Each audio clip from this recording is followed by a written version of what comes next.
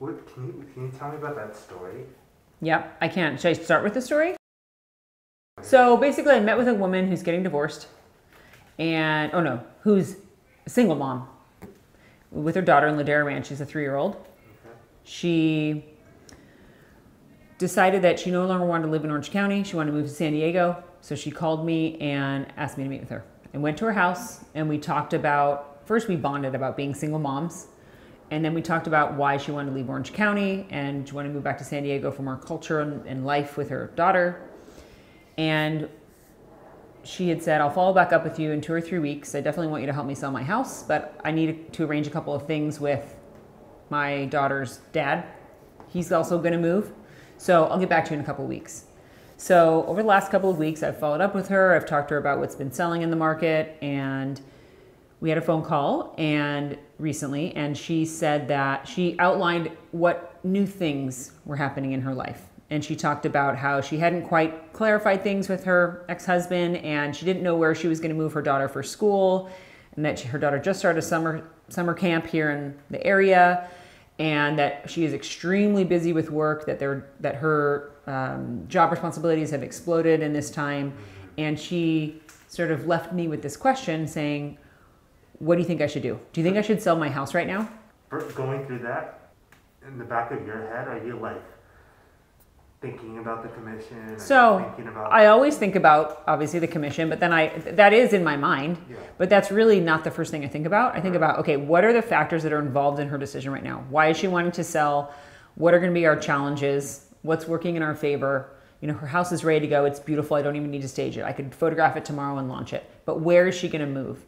And that's really important, is to think about, like, what are the next steps for someone? When they are asking me, when someone asks me, what do you think I should do, Kacey? That comes with it so many variables that I have to consider. So I have to think about, how is this going to impact and what's their short-term and long-term plan?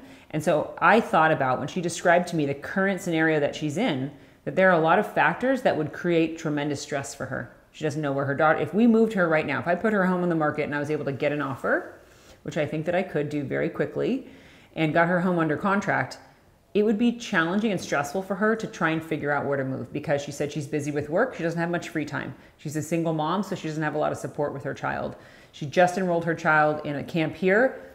Where would her child care be if she moved? And so with all of those factors, we decided collectively to wait until the fall to list her property. And although that didn't benefit me, because of course I'd love to make money now, it's really the right decision for her. And it makes me feel good that she and I collaborated and made the decision that was best for her.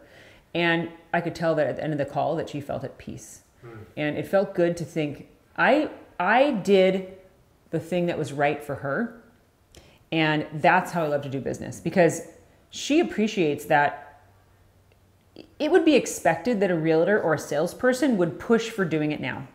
And she actually said in the conversation, wow, I'm so surprised you're suggesting this, but I really appreciate that you're doing that.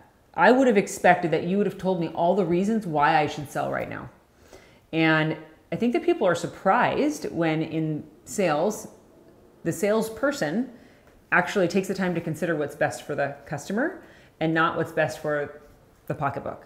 And that takes a little bit of extra time to do that. But in the end, it's how you have a long-lasting career. And that's how you build relationships with people, is actually considering them first. Mm-hmm.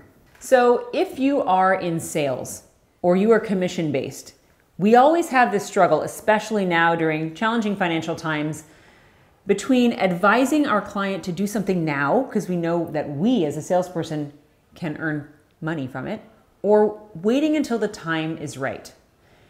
So if you are in the position where people trust you for a living, recognize that with trust comes great responsibility. It's really important to take the time to really understand what is best for your client, and with your heart, make the right choice, because eventually it will pay off.